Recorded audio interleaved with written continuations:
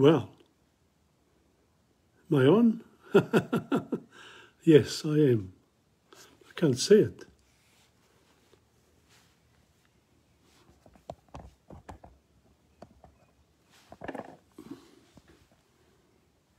Well. Oh, that's good. Nina is watching. That's good. Okay, good evening to everyone. It's Tom Padula from TomPadulaTV, and this program on world history is brought to you by Insegna Booksellers and TomPadulaTV. Now, this evening I'm going to give you the 5 minutes as usual. I'm going to cover Egypt and I want to remind everyone that this is world history, but we can't do it all in one go. But we should keep in mind that our history covers all of the world. In other words, one of the great civilizations of the past, after the Neolithic period of Paleolithic and Neolithic, Old Stone Age and New Stone Age people. And basically, the most interesting part of the history begins when, after the major discoveries of fire implements, the use of stone implements and arms for hunting. In other words, people had settled down into a fantastic lifestyle in the Neolithic village. Compared to the Paleolithic man who was a nomad, basically a person who was hunting for food all the time. His main preoccupation was to eat, basically, and to look for it every single day, and also to cover himself wherever he could. But he was really at the mercy of the elements. Now, around 10,000 years ago to about 5,000 years ago, things improved a lot. And this occurred all over the world, including places like China, in Syria, in the South and North America, and also in Northern Europe with the Vikings. In other words, people had spread throughout the world after the melting of the Ice Age. And, things returned the way we know them today. The Earth was divided into continents as we know them today at that time. So that's where we are at the moment. We are in Egypt, and last week I discussed the beginnings of Egyptian civilization, and the most important part of it all was the creation of an Egyptian state under the pharaoh. And the pharaoh used religion, if you like, to bind its people together. The pharaoh became the god, the human god. But there are two main gods in Egypt. At the beginning was the Ra, was the sun god, and Osiris was the god of the Nile, of the Nile. So that's what's important about it, is that the pharaohs were able to get real and use real power in order to create one of the great civilizations of all times. So that's what we're going to cover.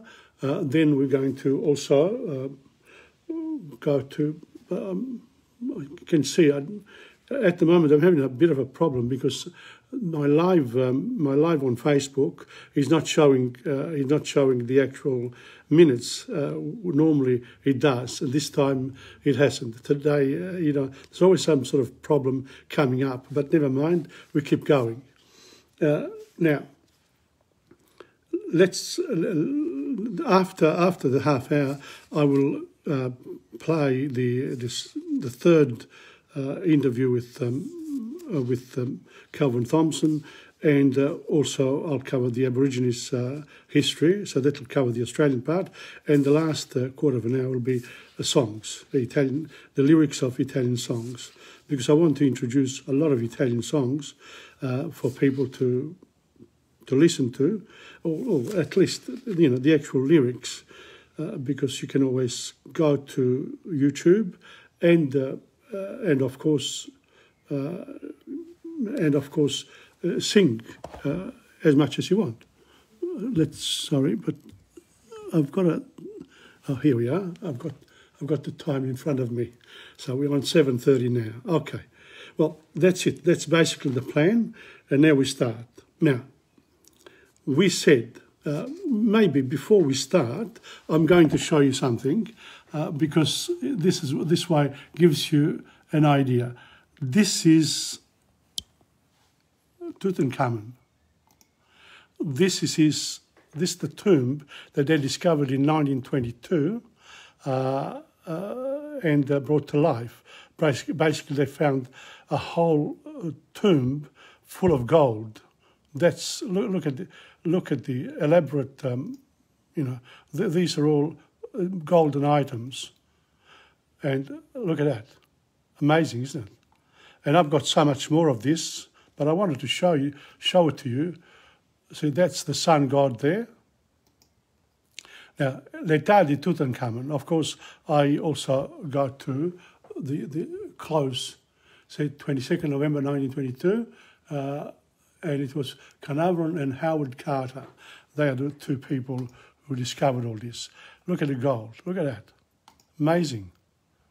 So it gives you an idea of what sort of a civilization was achieved in Egypt. This was around, just 1300 before the birth of Christ, 1400, 1300. So this, if you go there now, that's these are the pyramids. If you visit, that's it. I don't have any more for the moment, but I'll bring you some more next time. So basically, that's it. Now we got to. So I thought I'd show you a few things, and I will show them to you next time as well, because there's a lot more of those items, the jewellery, all sorts of material, things that were used during this great, really, the main civilization of the old world is the Egyptian one. So here we go.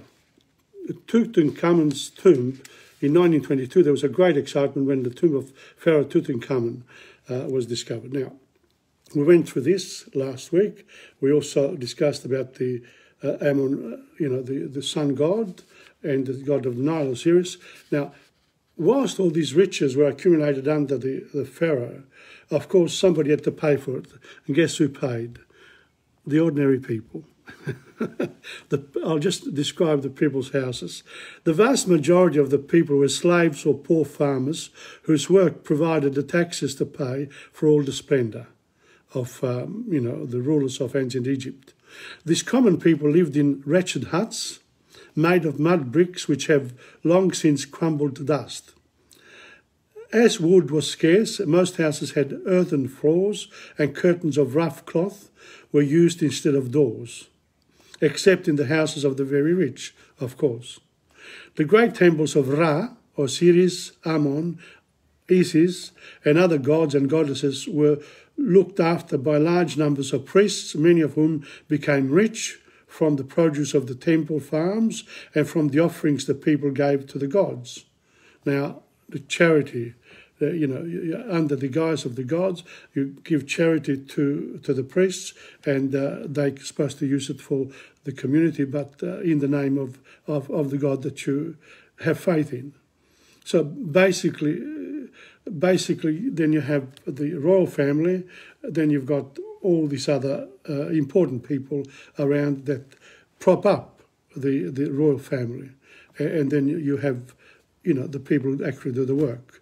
And they are led by various leaders in small communities. So this is how societies work, even today. But let's not forget, Neolithic villages were at the same time progressing in China, in Syria, old Sumer, in Europe too. The Neolithic villages, they were all over the place. In China, they made extra, extra fines, and the first dynasties were settled again around the time that the Egyptians were building the pyramids. So it's 5,000 years ago. And that's when the writing came about, the hieroglyphics, and some of the evidence has been found in China about these things. So with the coming up of China in the world today, now they go into the culture because it's going to become very, very interested in their own history. They've always been, but also to let other people know through films, through books, whatever, television now. It's incredible. But also this is happening here, right here in Australia with the Indigenous people, because here too we had Paleolithic man, really, because a lot of the Indigenous tribes were nomads. And I'll come to that later on today. So let's not forget, Egypt at this time was the big civilization that really propelled a lot of what has been built ever since. Now, temple schools to train priests and scribes. Some of this money that the priests got from the people, from donations, etc., supported temple schools in which a few children were taught to read and write and trained as priests and scribes. Most boys and girls, however, never had the chance of being educated at all, but became farm workers like their parents. So you kept the people in the lower classes where they're supposed to be, in the lower class. In a way, they were lucky, for until 100 years or so ago, children in all countries were thrashed severely and frequently, not only for rudeness and laziness, but also for being unable to understand their work. So a lot of our education systems in past centuries has been to use violence against children in order for them to learn. And a lot of the put-downs we have today, the bullying, etc., is an historical thing. So let's not forget that, we blame ourselves for this. These things come from way back. So in order to change this, you have to understand where the problems come from, and then you'll be able to resolve them. But also for being unable to understand the work. So in other words, if you put a child to work, of course not going to understand, they want to play, and that's up to the Education Act in Australia is about 1860. So it's only 1870, 50 years ago. And then progress has been made ever since. And also the philosophy used in schools has changed. Okay. And it must have been much harder to learn hundreds or thousands of hieroglyphic signs by heart than it is to learn the 26 letters of our alphabet. So the children who were in the temple schools, they had to learn the hieroglyphics. Don't forget, it's picture writing. You have to know each picture means something. It's got to be precise, the meaning, so that it can be used to transfer government edicts to the people. The word scribe comes from the Latin word scriba, a writer. And a scribe was a learned man who was usually employed either by the priests of a temple or by a nobleman or by the pharaoh's government itself. The scribe wrote letters and kept accounts for his master or made historical records of his doings. So that's, promotion, self-promotion is important. In an historical sense. That's why people, will do anything to become a leader of our nation. Prime Minister, etc. You get. There's a place in history for you. Not a big one, but better than normal people, unless you do other things. Okay, papyrus. For ordinary purposes, the Egyptian wrote on paper as we do.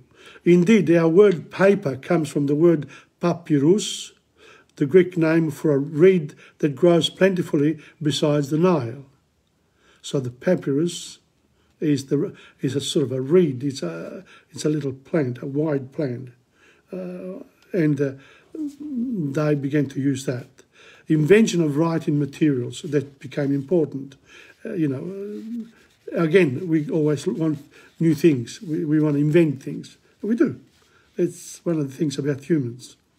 Long before the pyramids were built, the Egyptians had discovered how to split this reed so as to expose the white pith inside, and to gum strips of this pith together crosswise to make the first paper. They wrote with a pointed reed dipped in ink made from water, a vegetable gum, and soot.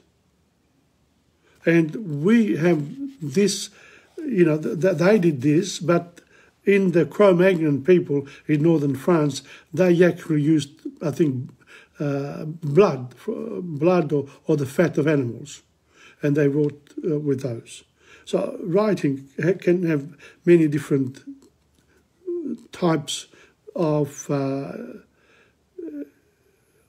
paper, no, not paper, but anything. You can actually write on stone, and there are cave paintings, etc. So writing and hieroglyphics come together. The idea of communicating with each other and for the future. You want to tell people what you were doing at the time. There have always been artists amongst people. Perhaps we should still not be able to read what they wrote, but for the work of a clever Frenchman named, so here I'm not going to promote the name. Of course, anyone who writes a book, they will name people and they will say, oh, this comes from that person. Instead, really, we don't really know all the time.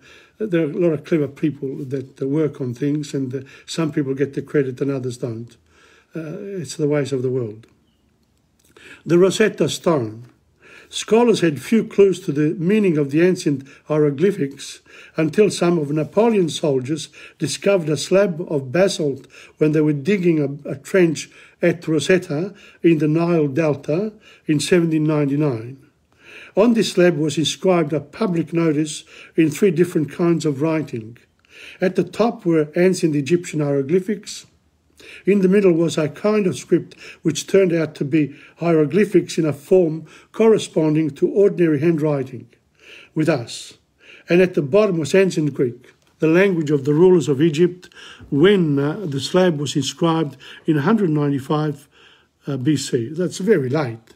I mean, we're talking about here hieroglyphics beginning from the beginning of Egyptian civilization, 4,000 years before the birth of Christ, 6,000 years from here, and then you get to almost 200 years just before Christ is born.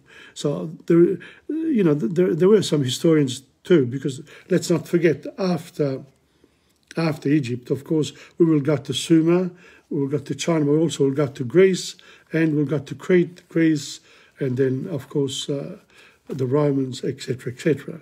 So the history keeps going. But at the same time that this happens, other places make progress as well. But generally, they don't make progress in the same manner as these big civilizations. Most people in other parts of the world remained in the Neolithic stage, in the village stage. There are some in South America that actually built similar types of constructions as the Egyptians, and also in India, the same thing. So, but, when we studied history at school, if you ever did it, there wasn't a connection. Most people are just interested in their own national history with just very little explanation about other people. It's sort of don't put too much importance about what others are doing. It's our history that counts, and it's true. It's one of those things. Okay, now, the name of the guy who I must mention it, who actually was able to read the Rosetta Stone, was called Champollion. Not Champignon, but Champollion, a Frenchman. Okay, so the first books were long strips of... Now, this one here, he solved the riddle.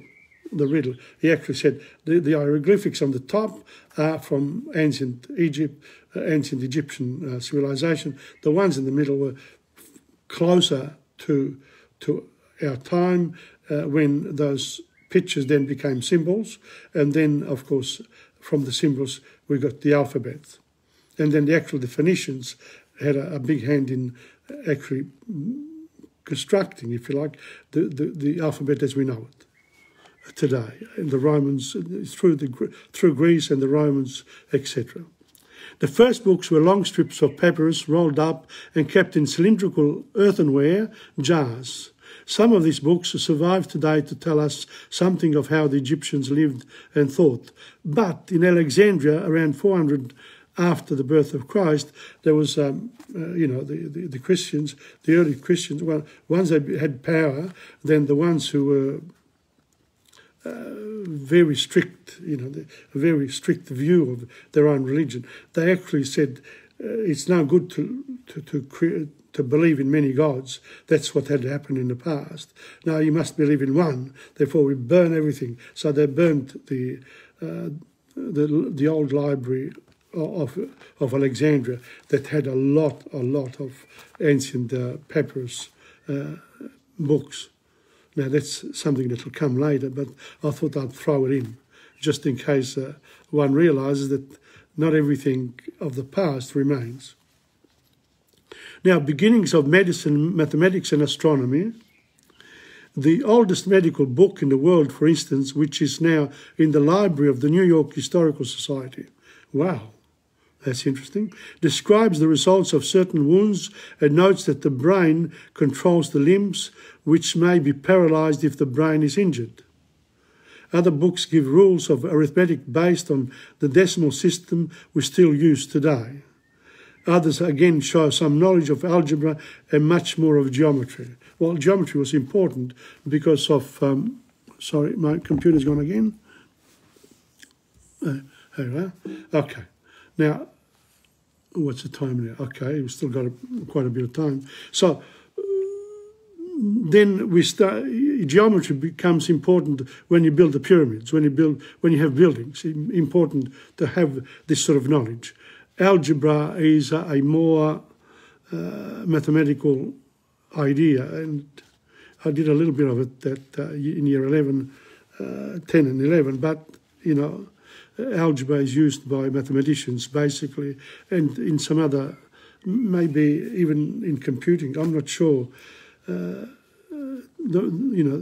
It's sort of about formulas with algebra, A square equals B plus C, whatever. Okay. Knowledge of astronomy and geometry. Oh, by the way, I've got to say this.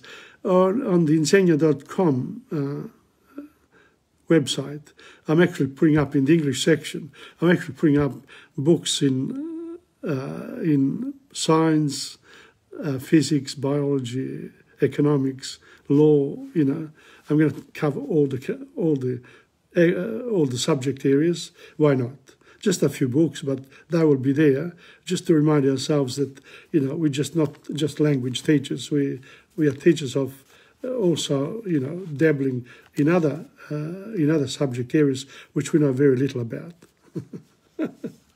Okay. So, knowledge of astronomy, geometry shown by builders of the Great Pyramid.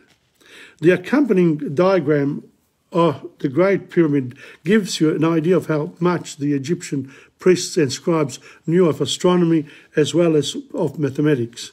Well, I haven't got the diagram here, so you just have to believe me.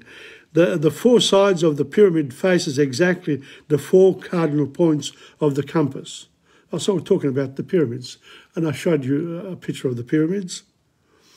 So that the south side faces Sirius or the Dog Star, and the north side faces the Polar Star, the Pole Star. The Dog Star particularly was sacred to the Egyptians because its rising was the signal for the beginning of the Egyptian year and the arrival of the Nile floodwaters. The pyramid is so built that on a certain day, each year, the rays of Sirius shone straight down a shaft on the face of the dead pharaoh in the central burial chamber, while the rays of the pole star similarly shone down two shafts in the north side into the burial chamber of the pharaoh and that of his queen below. Now, I think I'm going to show you. We're talking about this picture here. That's the picture. See the way they worked it? the middle part is where the tomb is, and then you've got the lights coming from different areas. So there you are. Again, you know, it's important to delve into history and pick up books in the library, wherever you can. If you're interested, it's important. It's, you know, you sort of forget about today's problems by looking at the problems they had in the past. And maybe because of it, we'll be able to have more confidence about the future, because everything goes away and it comes back in some other form, or in the same form but in different ways. Now, the practical skills of Egyptian farmers and craftsmen more than matched these intellectual achievements of the scribes. So the scribes did their work, but the people who were doing the work, the farmers and the craftsmen, they really made a lot of progress. And I'll be able to show you with those pictures there in the next couple of weeks. Whenever, with Egypt, I've got a whole big section of Egyptian books, which I treasure, because they really have, you know, they really give me an idea of this great civilization. And as I said, my sister, my son and my niece have gone to Egypt and they've looked at the pyramids. Now, I might get some of their pictures as well, which is important. And, you know, unfortunately now, with all these troubles with terrorism, this and that, people are scared to travel. But, you know, now with the pandemic as well, we've got problems. But, you know, in the past few years, people were more relaxed about going there. Okay. Now, the practical skills of Egyptian farmers and craftsmen more than matched these intellectual achievements of the scribes.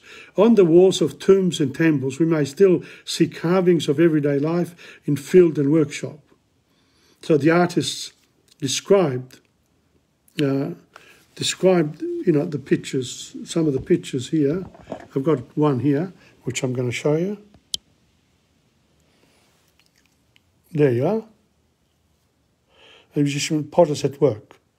That's and that's the sort of thing that, you know, that we can see in the past. That's what they were doing.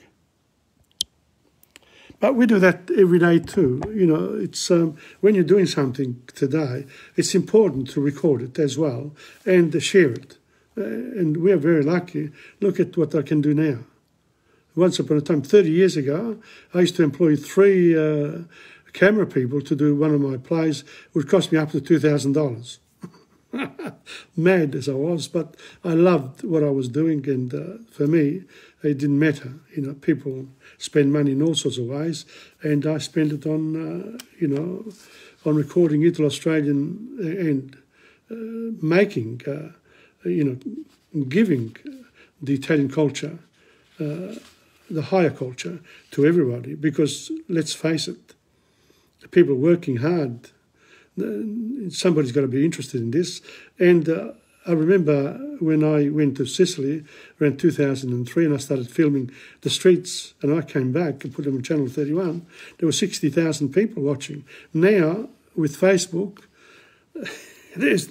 everyone is doing it on the spot, there and then. There's no need for somebody to go out. So things progress very quickly once you get the idea. And now we've got the idea of going into space.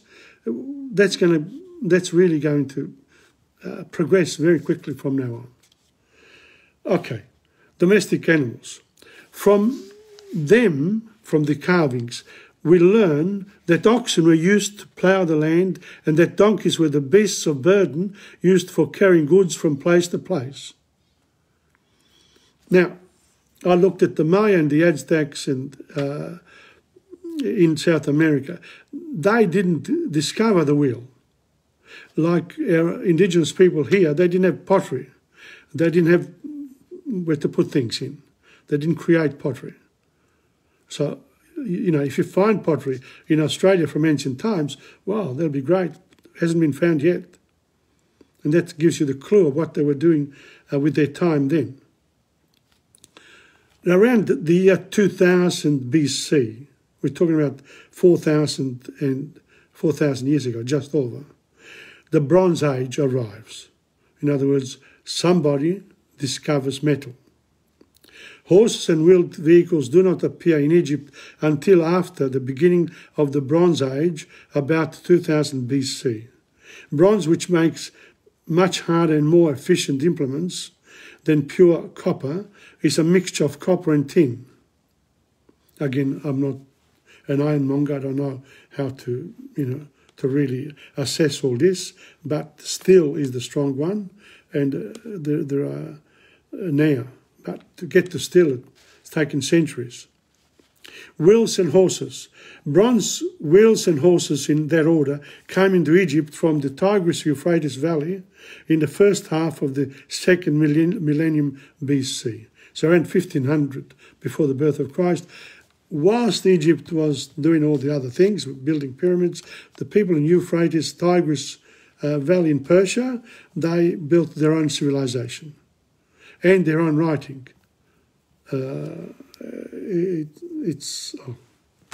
It escapes me now. Hieroglyphic. I'll have to come back.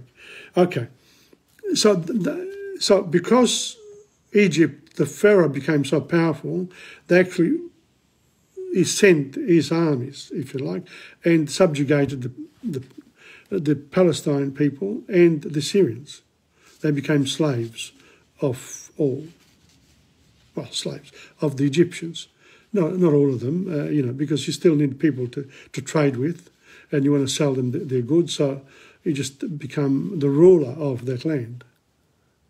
Now, we're almost coming to the end, and I'm going to finish soon. Okay, superior copper tools.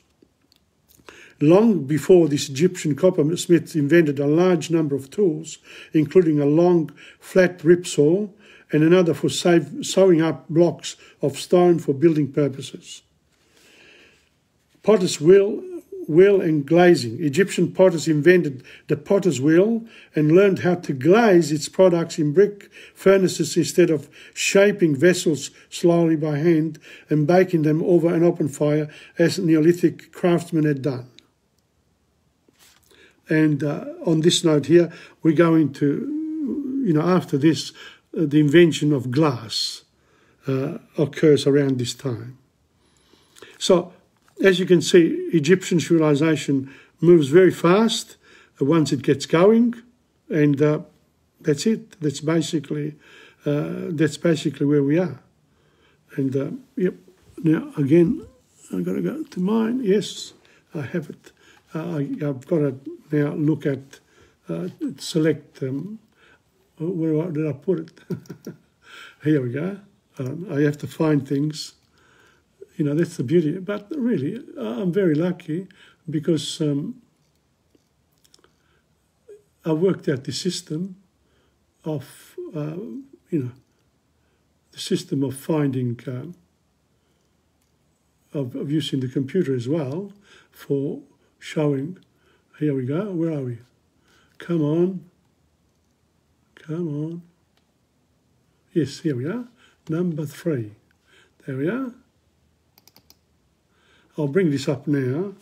I was going to, finish there with Egypt, and I'm going to start. I found the bit that I want to show you, but before that, we got to Australian history. Okay, now the book. I use different books, but before the invasion, this is one of them. Before the invasion, let me have a drink.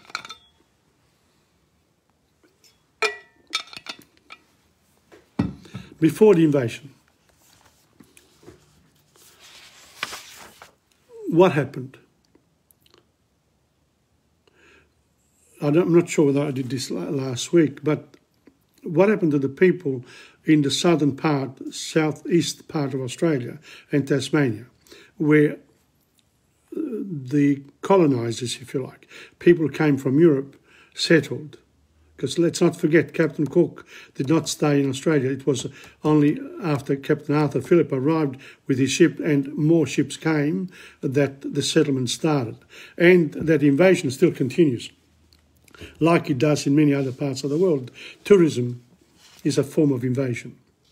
But we've learned that we need migrants in order to have extra workers. We need tourism. We need trade for a modern society. Modern global society. It's important to live the world in peace. And how good to go America and China going to war is ridiculous. They've got to work it out. Peace is most important. You can have trade wars, you can have all sorts of things, as long as you don't use those awful, nuclear things and even other missiles, etc. I don't know why they built them in the first place, but it's all in the name of progress. Well, okay, now the South, the people came from Europe. They settled in the best land available. They didn't go to the north because it was too hot for them. They came from temperate climates in Europe, so they weren't very good with the tropics and near the equator. As further north you go, the hotter it is and the more difficult it becomes unless you know how to live there. So, and the same thing, think about it, when you go into space, there's a different way of living. This was the part first invaded by Europeans. They refused to accept the Aborigines as the true owners of the land and tried to get rid of them. So they called it Terra Nullius, the nothing land. Nobody owns it. Terra Nullius. So therefore, the colonisers put a flag there and they said, this land is now ours under our rule. When one of the Aborigines went to England and put his flag there, nothing happened. It actually happened. The Aborigines fought to defend their land and women from the invaders. Their land and women from the invaders. But many were killed. Many more died from white people's diseases, which they had not had before. The remaining Aborigines were forced to live under white people's law and custom on missions and stations. We say white people. I like to say people who invaded, but, that's the way people describe it. What can you do? As these areas were occupied over 100 years ago, no Aborigines of southern Australia can remember life there before the invasion. So what happens when you kill everybody off? No more history.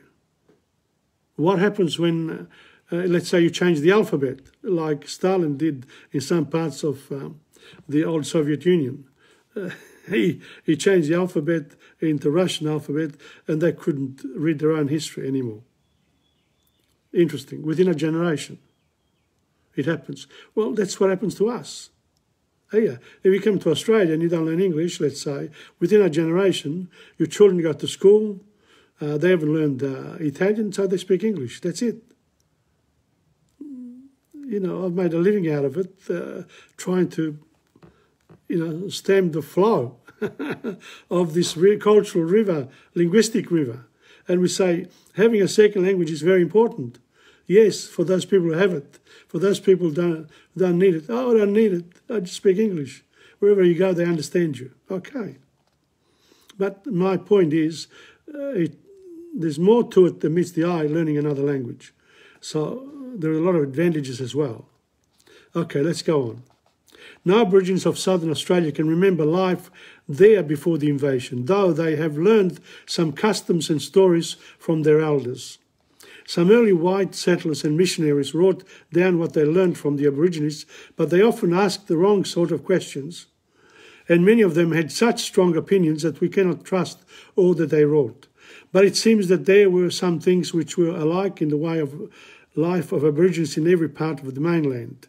Even in Tasmania, where people had been cut off from the mainland perhaps 10,000 years ago by the rise in sea levels, life was not so very different from the other parts of Australia. Now, again, we're talking about Neolithic or Paleolithic men.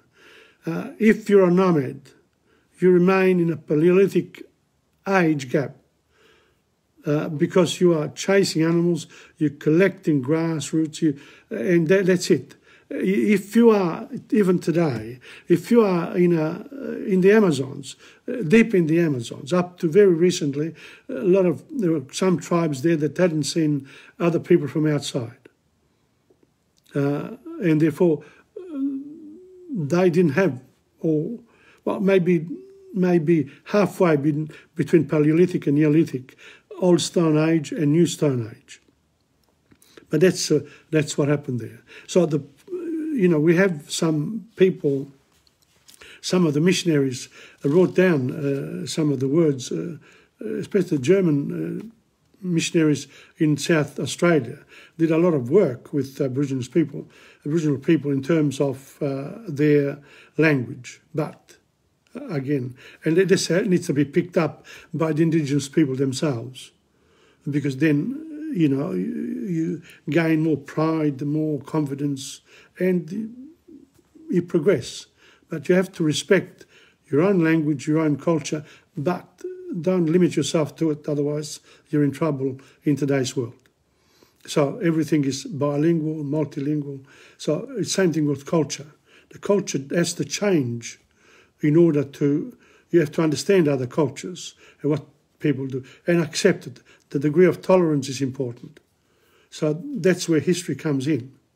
Now it says here, now let us look at those aspects of life before the invasion that were much the same everywhere. So this I'm going to go on next week, because now I want you to listen to, to this particular interview. I'm proud of it in a way. Right on. Well, we're coming back, Calvin, and we had a bit of a preliminary discussion here about TAFE. And I asked you about the curriculum. I said, well, I don't know very much about that. But TAFE, I say TAFE is for, education for everyone for life. And it should be free. I agree absolutely that TAFE should be free. I think what's been lost sight of is that education is a public good, and the nation benefits from having young people in particular, but people of all ages, educated in ways that enable them to make a contribution and to meet the nation's skills needs. Now you have employers saying, we've got a skills crisis, we don't have people with the skills. I think that sometimes they're pulling our leg. They want to bring in people, frankly, and exploit them. But the skills issue needs to be addressed, and we need to have a TAFE system that's fit for purpose and does that. And charging fees and putting that focus on the for-profit training providers, I think, has caused us to drop the ball on skills and training. That's correct. That's correct. Even in the larger education system, because the private system, if it wasn't for government handouts, they wouldn't be able to exist. Oh yes, and there was one example from New South Wales, Tom, of a private training college that started out as a one-bedroom flat in Sydney, and within the space of a few years turned itself into an 11-storey building in the CBD. It got over $100 million of taxpayer funds and produced 100 graduates. So that's $1 million per graduate. That is money being flagrantly wasted. And sorry, I think I actually have done the wrong thing here. 1, 2. I played the wrong one, the one from last week. I'll play the one that continues from there. Here we are. Calvin, I interrupted you with the climate change. We have to come back to that, because that's one of the industries of the future.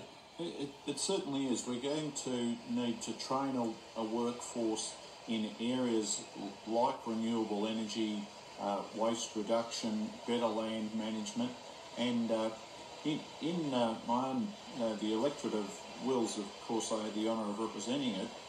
There's the Plumbing Industry Climate Action Centre, and it's a terrific model, Tom, of some of the things that we're talking about, where you've got a constructive relationship between employers and unions, involved in training young plumbing apprentices in the industries of the future. And they're very good there in terms of water recycling, using water wisely, thermal heating and renewable ways of heating homes, and the way in which they train young people will enable them to be involved in the jobs of the future. So it's a great example there of a cooperative model. The sort of thing that I was saying in Germany is standard, is part of the course. Unfortunately, I think here in Australia it's more an exception than the rule, but the Plumbing Industry Climate Action Centre in Brunswick has been doing a terrific job. Let's not forget, though, that Australia's a very big land mass with a small population. We've got enough population for one of the cities of Asia. Yes. You know, I mean, honestly, two cities of, we're 25 million now, and we've got a huge land mass. So, look, it's a challenge for the government, but the principle has to be that education is for life, health needs a lot of our attention, and really, if we want to succeed, we have to open up in the education area for adults, so that it's, you know, the TAFE system can facilitate that community involvement at the beginning level, because then you go in there, you know, you will lose some students, but some will remain and they can go to extend their skills. Yes. So in other words, there is a good proportion of people who will not be there all the time. It doesn't matter. It's only a couple of hours a week. But you can try, you know, you've mentioned about 6 or 7 subject areas there in the renewable energy area. Oh, and absolutely. There's an incredible amount of work that needs to be done in order to enable the world to transition itself to a net zero carbon emissions future. There's no doubt that there's a great deal of work required there.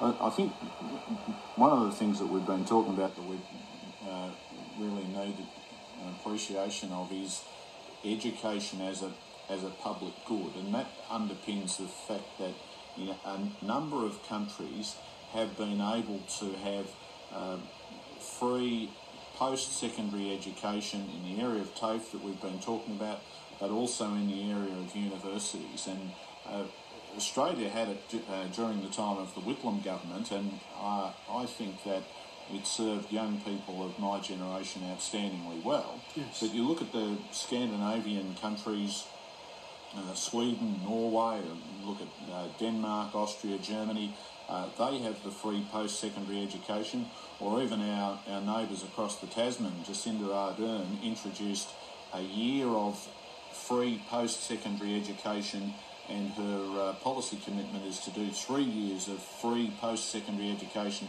by 2024. So those countries are able to do it because they are recognising that education is a public good, and that it's in the national interest and the public interest for not only students straight out of school, but also for adults later on in life to continue to learn. You can see the passion of a politician here. So Calvin is actually expressing some very important considerations here for all governments, because, you know, after you've left the political scene, you actually become like the soul of the nation too, as you can express. You've had experiences in those areas there, and a lot of forward-looking people, they will look at education. They have to come back to education as a system for life. So in other words, you can't charge so much money for a language course that, you know, where you going, or anything really, any other subject area. If you want to learn to paint, or you do it for a while, music, all these things here can be present in a TAFE system that respects the citizen from birth to death.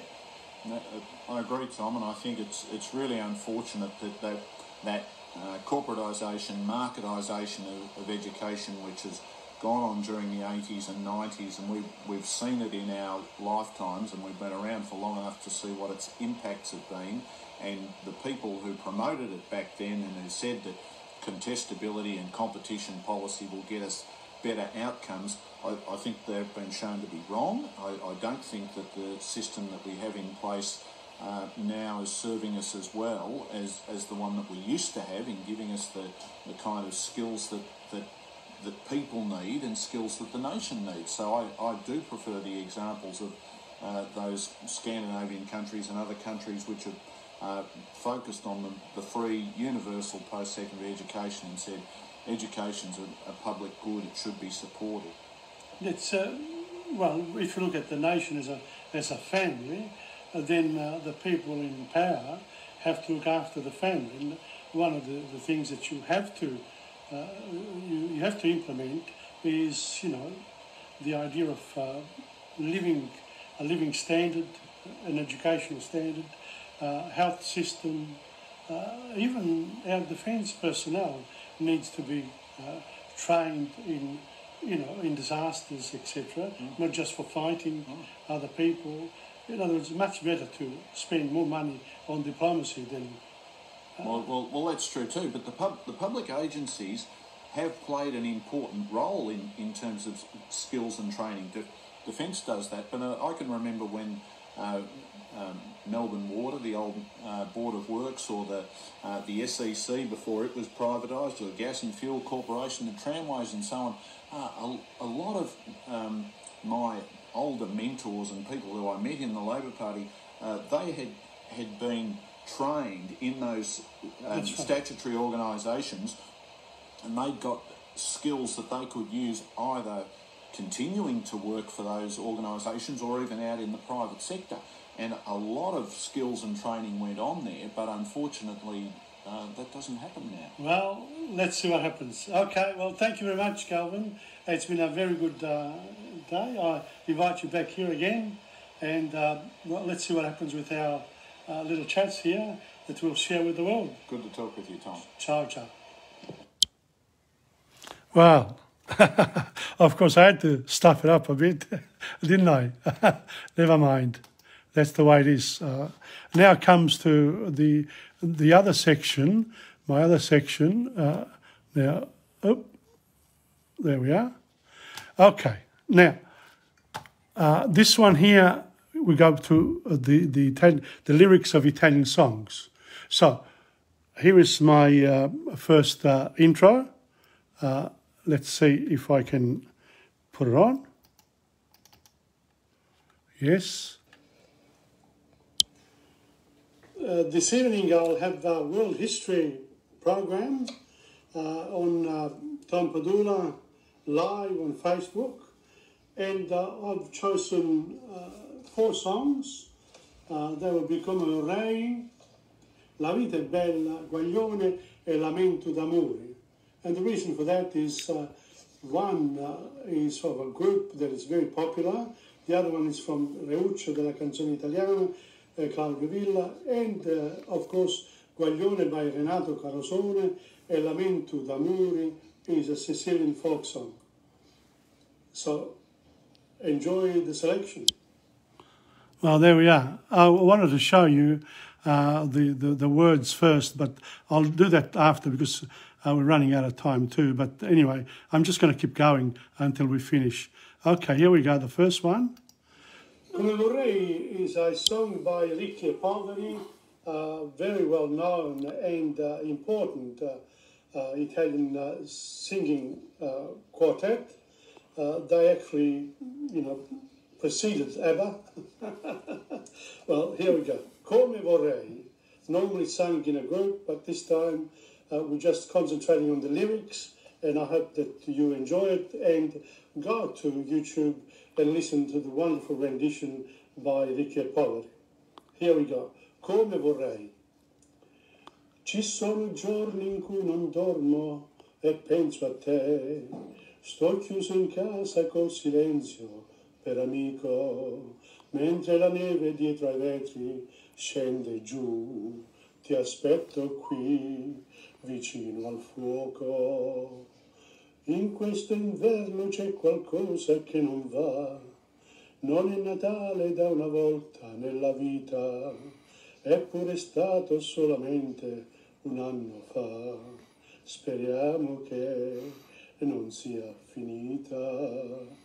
Come vorrei, amore mio, come vorrei che tu mi amassi a modo mio, che questa sera troppo triste, troppo uguale, non fosse più senza di te. Come vorrei, amore mio, come vorrei che questo amore che va via non si sciogliesse come fa la neve al sole, senza parole. Dovrei capirti quando vedo che vai via e non amarti quando non vuoi farti amare, senza cadere in una nuova gelosia che solo tu mi fai provare. Come vorrei, amore mio, come vorrei che tu mi amassi a modo mio, che questa sera troppo triste, troppo uguale, non fosse più senza di te. Come vorrei, amore mio, come vorrei che questo amore che va via non si sciogliesse come fa la neve al sole, senza parole. E questa volta un'altra donna non verrà a cancellare la tua impronta sul cuscino. Anche alla luna gliel'ho chiesto e non ci sta, non vuole più starmi vicino. Well, I use these songs here primarily to also build up a vocabulary in my Italian classes on a Tuesday, because I pick out all the words, or I encourage people to pick out all the words and use them with articles and phrases with adjectives. Very important. Now let's see, this one here should be. The songs by Claudio Villa are really quite beautiful. The lyrics especially, they always have a lot of meaning to them. So this one here is for all of us. La vita è bella. Libero sono e giocondo, giro e girando per mondo, rido dell'uomo d'affari, del re di denari che conta i milioni. Vivo i miei giorni felici, sfuggo le donne di amici. Io senza amor non mi lagno, il migliore compagno è soltanto il mio cuor. La vita è bella e la devi goder. Se non hai nulla, non hai pure i pensier. Al chiar di luna si può sempre sognar, tutto ciò che si vuole, c'è un raggio di sole per farti scaldar. E se amaro il destino, un bicchiere di vino fa tutto scordar. Quando la notte è più fonda, guardo nascosto nell'ombra, con la chitarra che tracolla la gente che sfolla dal gran cinema. Sognano le dive le stelle, ma le mie stelle son quelle del cielo soltanto, ed allegro io canto per loro lassù. Al chiar di luna si può sempre sognar, tutto ciò che si vuole, c'è un raggio di sole per farti scaldar. E se amare il destino, un bicchiere di vino fa tutto scordar. Well, the last bit there, but at the end of the day, you have to learn the words and you have to sing along with Claudia Villa, and then you can do whatever you want. Learning the lyrics of songs is very important. I missed out for most of my life, but I'm picking up now and enjoying it a lot. So this La Vita è Bella, and it's true. There you are. There are a lot of words there, and I've done this before too, but, you know, that's... Now, the thing about Italian, that's got local languages, and they, especially the Neapolitan one, they've got... Renato Carosone was a big singer and musician, incredible guy, and he gave up his career right at the height of his career. Unbelievable. But he left us some jams like this one here. Renato Carosone is a very important artist from Naples, a great, really, singer, piano player, musician extraordinaire. He has quite a history, and some of his songs have remained with us, and they are absolutely wonderful. One of them is called Guaglione. This is in Neapolitan language, okay? Guaglione. Stai sempre qua, puntate qua, mienza sta via. Non mangi più, non dormi più, che pecondria. Uè piccoli che viene a di sta gelosia. Tu vuoi soffrire, tu vuoi morire, chi t'o fa fa?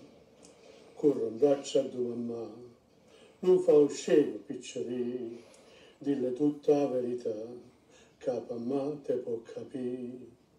E passa e spassa sotto sto balcone, ma tu sei guaglione, tu non conosci femmina, sei ancora così giovane, tu sei guaglione che ti mise in capo, va a giocare a pallone, che voglio di sto lacrima, vatte, non mi fa ridere, corro in braccio a tua mamma, non fa scemo piccoli, dille tutta la verità, che mamma te può capire. E passa e spassa sotto sto balcone, ma tu sei guaglione, tu non conosci femmina, sei ancora ciuzzi giovane, tu sei guaglione che te mise in capo a giocare al pallone, che voglio di sti lacrima, vattene, non mi fa ridere. Wow, it's a nice one, and it's beautiful. This one here will test my metal. Tempted to bring in a Sicilian song after a Neapolitan one. This one is called Lamento d'amore. Mi voto e mi rivoto sospirando, passo l'intieri notti senza sonno, e li bidizzi tuoi vai contemplando, mi passo di la notte sino a giorno, pittia non posso un'ora a riposare, pace non avi più, sta afflitto cuore, vuoi sapere quando stai a lasciare, quando la vita mia finisce e muore. Mi voto e mi rivoto sospirando, passo intere notti senza sonno, e i bidizi tuoi vai contemplando, mi passi di la notte sino a giorno, pittia non posso un'ora a riposare, pace non avi più, sta afflitto cuore, vuoi sapere quando stai a lasciare, quando la vita mia finisce e muore, quando la vita mia finisce e muore. I sang the two pieces twice, because generally this song here is sung also with a choir there. It's a beautiful song, and the music is absolutely splendid as well. It's a folklore song from Sicilia, and I hope you enjoyed it. These are the 4 songs for this evening for my World History program, and yep, ciao. Well, I was very pleased to do that today, and I will check in all my songs. They will be used in the Italian lessons. I recommend the Italian lessons because I've started from the beginning. I've already finished 5 lessons, and they are on my Facebook page, but I'm putting them on Insegna.com. I've already put there in the blog section, I put Canto 1 to 10 of Dante Alighieri, and next week, this Sunday, will be Canto 11. And then I've also put the first 2 lessons for world history, and also the Italian lesson. And this will keep going now. I've set the scene. Thank you very much to all of you, to Nina, Jeanette, Pietro, Colin, Dominic, Maria Jose, and other people who come during the week. I really appreciate you coming over on a Thursday night or Sunday or whatever. It's good to see a few people being interested in Italian culture and language. And from this Sunday, for the next 4 Sundays, I will be at Federazione Lucana in Brunswick from 3:30 p.m. to 5 p.m. and we'll do Italian language, language and culture. Let's see how many people show up. Good. Okay, on this note, grazie mille, thank you very much. I've gone 1 minute over, but doesn't matter this time. Ciao a tutti, buonanotte da Tom Padula.